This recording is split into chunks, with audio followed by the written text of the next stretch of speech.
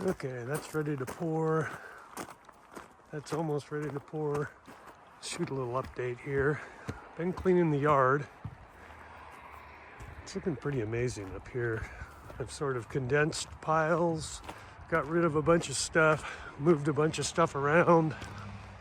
Still in the process of that, but I have a little project that I'm gonna go pick up today for right in here and at least bring the pieces up here so I can measure it better and then clean the pieces up and paint them to get them ready for assembly. I'll kind of wait to show you what I got. I didn't shoot a lot of the footage of the rest of this clean out, but this is kind of how it goes. A lot of stuff made it over there, but it's in a condensed form. So some of it can come back, some of it will still go away, some of it will move around a little bit more yet, but we're making headway. I've got the little dozer up here today. I've got a couple of cracked welds up in here, and so I need to get it into the welder and pull it in so I can clamp that together and weld it up again. But while I'm at it and I got it on the hard surface, I'm going to drop the belly pan and clean a bunch of leaves out, clean that out, and just kind of remove a bunch of fire hazard stuff that's no good to keep in there. Maybe we'll move that in right now. Let me grab a tripod.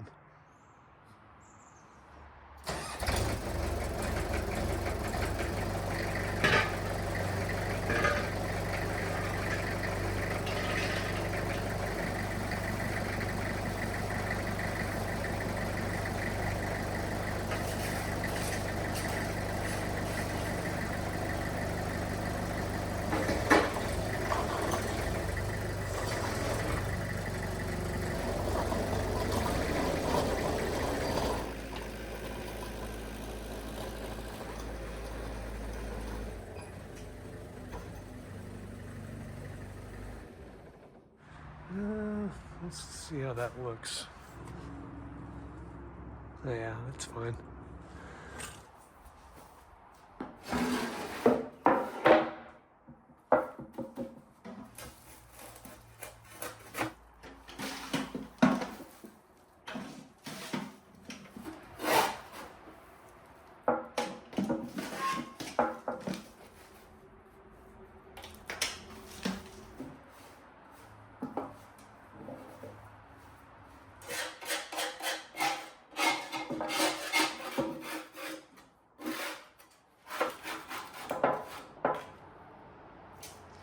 All right, I should probably take half a second and explain this little dozer of mine. It is a Furukawa. It's a Japanese bulldozer. It's a CD5 PB. It's a swamp dozer. Came with swamp or flotation pads, low ground pressure. It's got a PAT blade or a power angle tilt. So it's 6-way. Let's see, what have I done to this thing? I bought it. It was in massive distress when I got it for not a lot of money off of Craigslist. It didn't have any of this rollover protection. I built all that after I got it running and working. I built that for it with the sweeps up here because there's a lot of vine maple around here. That's part of what I have to fix today. I was kind of in a hurry because the guy to haul it out here showed up and I didn't have that piece in, so I just kind of zapped it in. That was a number of years ago. So let's see, it's got a Mitsubishi S4E engine in it. Always starts good as long as it's got batteries in it. I built a little bar back there for a hook. What else have I done to this? Oh man, the undercarriage, yeah. So this thing sat somewhere for a long time. It has new undercarriage. The pads are off of a different machine. Along with that, I built new track frames for it. And along with that, I found on Craigslist some rollers off of a Case 310, which is a small machine like that. But same category. It's about a 10,000 pound dozer. So I built new feet for it. I cut off all the weldments that were on there for the track tensioner and the frame connection there. So those are all new. I still need to build some rock guards, but here I don't have a lot of rocks. It hasn't been a problem. The blade was a whole nother story. So when I got it, it had it had a cutting edge that was about, I don't know, 3 inches wide, 2.5 inches wide. I was searching for a new one when I realized that what they had done was they had worn one side back 2 inches and then they flipped it around, as these things can do. They're sharp on both sides. You can flip it around and burn the other side. It's 6 inches wide. They had burned off 2 inches and then flipped it and then burn off 3. They were almost into the hole there and well into the mold board down below.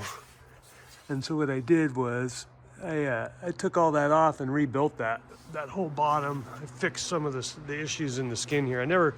The skin wasn't wore out. It was a yard dozer for the place that had it. So they basically just, you know, kept it in a constant state of backblading around their yard, and they just sucked the whole mold board off of there along with the cutting edge. So I fixed all that, put that back on. The other problem with it was the steering clutches, and it turned out to be kind of a neat deal. I got way into it. I was at my other shop, pulled it all apart one winter under a canopy and started working on those. I still have tools around that I made to get those steering clutches out. And then once I got them out, I figured out how to get them apart. There's no parts available for these. They're big in like Southeast Asia. It's a Japanese company. They haven't made this model for years and years. I don't remember when. It was probably 80s, I think. From probably the font is what clued me into that. It feels really 80s. There was a question with the clutch discs themselves. Were they fiber discs, for which no more exist? But for some reason, the clutch packs on this had these bronze clutches in them. It's a wet clutch on each side. And what they had done was they had one side of it had the lock nut had come loose, and so it wouldn't always work when they'd start it up. So what they'd do is they'd drive it in reverse, just yanking on that left-hand side, and they just keep yanking and yanking and yanking until it started working again. And eventually one day it stopped working, and that's when they decided to sell it. So I picked it up for a couple grand. Totally worth it. It punches way above its weight class as far as pulling stuff and where you can go with it. It wouldn't hurt to have a different power plant in there, but the 40 horsepower motor that's in there you get an amazing amount of work out of it. So in any case, while I got that belly pan off, I can blow the rest of the stuff out of there, drop it on the ground, and I'll probably change the oil while it's here. So I got to find some filters for it, and then so it may sit here for a bit till I round those up. But anyway, that's Swampy, the Super Swamp Dozer, cleaning out these little hose guards here. I had pretty good examples to go from when I was redoing this, so I remade all this stuff out of a little bit heavier material. But cleaning this one out, I must have hit something, and I've got it pushing up into a hard line here that I'd like to relieve the pressure on. So I'm going to see if I can get that out of there.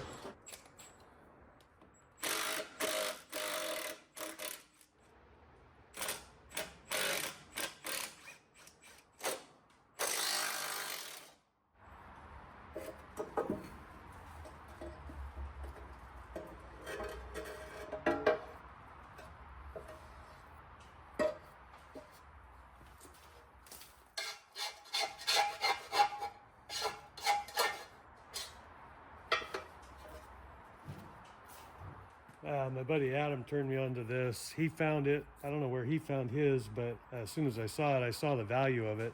These are hardened wires. I don't know if there's 6 or 7 of them on there, but it's like a little rake. I think it sat in my cart for a while. I think it was like 15 or 17 bucks, a couple bucks shipping. Totally worth it. Handy tool for digging out grime and magurka and other things. That's that bend. I can just knock that out with a hammer. Doesn't look like it bent the line. Looks like it was right there.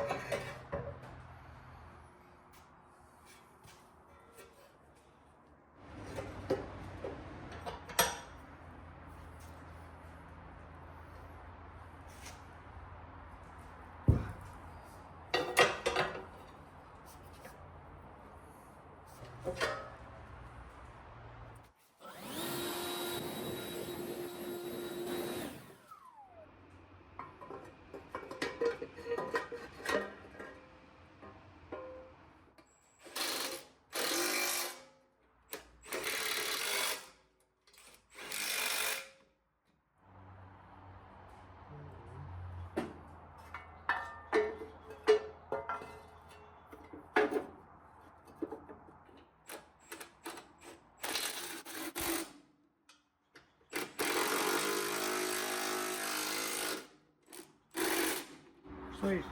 Okay, this turned into a little bit of a side quest. This is the belly pan under the engine, and then directly behind, there's a cross member here that the engine sits on, and then directly behind it is a transmission. There's no belly pan there. I wonder if I intended to build one a long time ago and never did. So what I'm going to do now, there's 3 holes. It's simple. It's just a square pan. I'm going to write down the measurements before I forget them, and we'll draw a schematic so that I can work from that. So we got a bolt hole center. This is 21 9/16, and this is 17 3/4 center lines. What we want is, we want a flange here that's a center line of the hole, so that's 1 inch. We're gonna go 3/4 more. We're gonna drop down 3.5. We're gonna go up and out again. This is 3 1/2. This is ... 1 inch. So if that's 21 9/16 minus 1 3/4 and 1 3/4, 18 1/4, and then 3/16 more. So 18 1/4. We'll call that 18 because I'll lose and gain a little bit with my bend centers. So we'll call this 18 down here. And then for the length, we want to do the same thing. On these ends, we want a pan that's an inch in, an inch to the center, because I can go 2 inches there. So I got 1 inch, 1 inch. This comes along here, turns up 1 inch, 1 inch. What I might do there is just bend a Z-bar to stiffen the far end, so that I can, if I bend the main part in a U that bolts up. I also have somewhere in here, there's another hole, but I'm not worried. I can drill it later. I'll take better measurements for that. I have 10 gauge on the pallet. That's all that pan is. It's just under an 1/8 inch. I'm just going to do Z-bars, but I do need a distance for that, and the distance for that is 2 inches, 1 inch, 2 inch under that, so it's 15 3/4. So we have 15 3/4 by, for this stretch out, we have 3.5, 3.5, 1 3/4, 1 3/4. So it's basically 3.5, 3 times. So that's 10.5 plus the 18 is 28.5. That's incorrect. I have to make this longer to catch that. So that's going to be actually 2 inches longer than 17 3/4. It's going to be 19 3/4. Yeah, add 4. No problem. And then the Z-bars need to be 18. This is probably boring as hell to watch. I'm not going to put all this in there. Okay, simple. So if I cut this out, when I run to town for filters, I can stop by my buddy's shop and bend this up. It's probably short enough I could bend it here, but I really don't want to because it's kind of heavy. We'll get it cut anyway.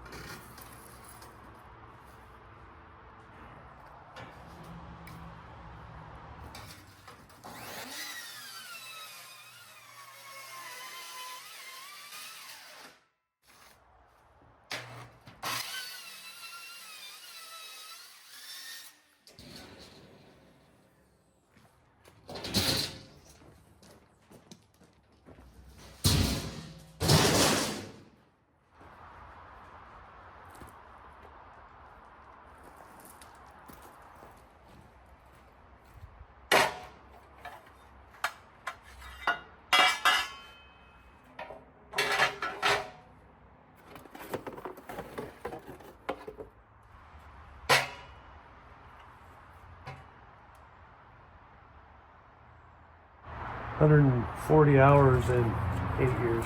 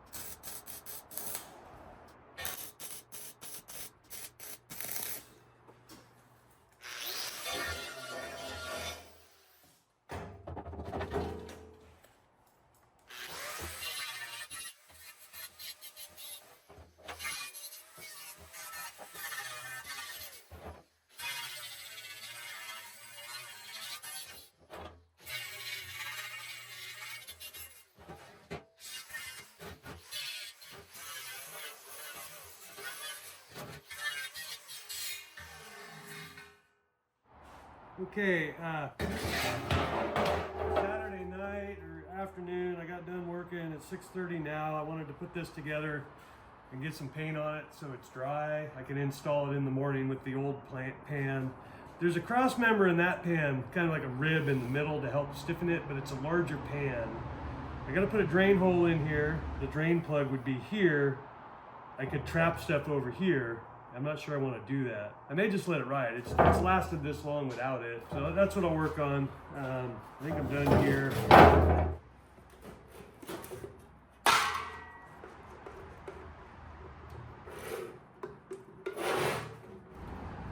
Forgot to drill the hole. Hang on.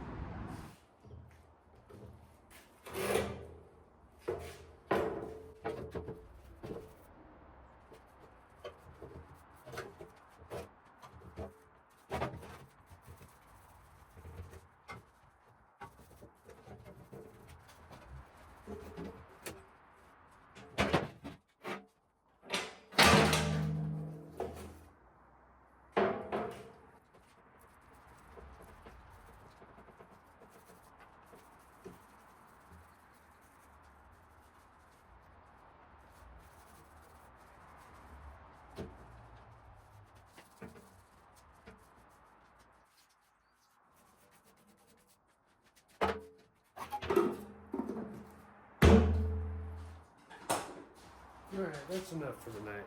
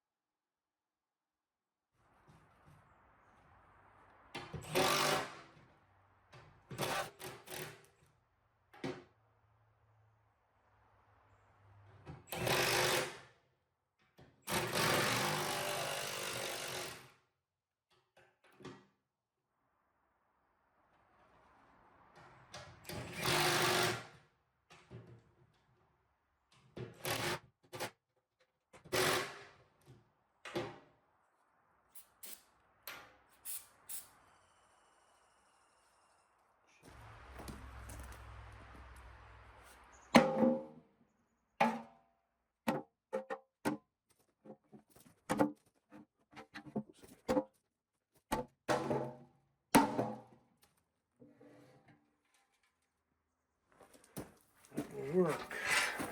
Okay, I've got the belly pan that I made for the tranny housing on under there. I had to adjust it a little bit. I had to adjust the holes and slot one side so I could get it up there. It was too heavy for me to, well, it wasn't too heavy. It was too awkward to get it up there, but that's on. And change the oil now.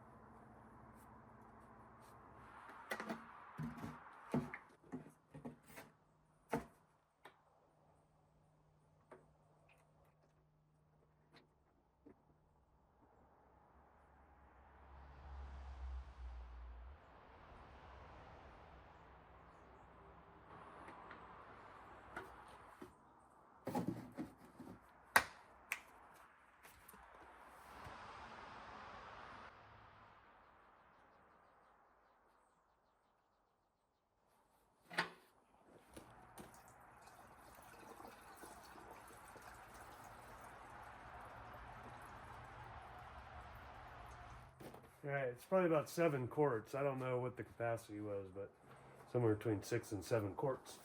So that's what we'll start with.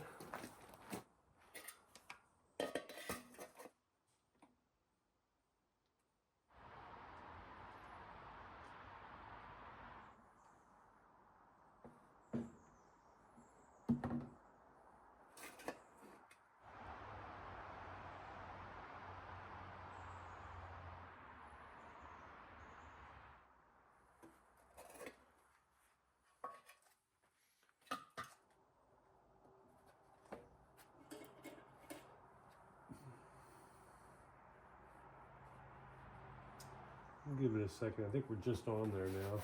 We'll give it a second.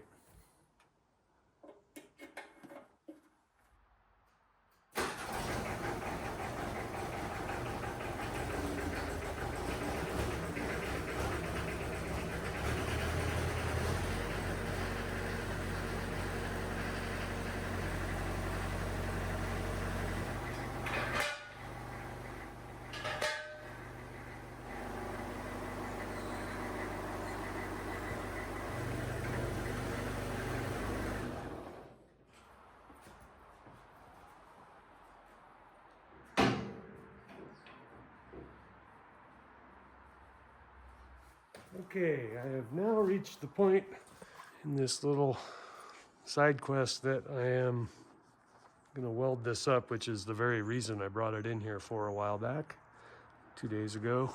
All right, 20 after Sunday, or 20 after 7 on Sunday. I'm going to go in for some breakfast and come back and weld that up and get this thing out of here. And then I've got a whole list of other stuff to work on.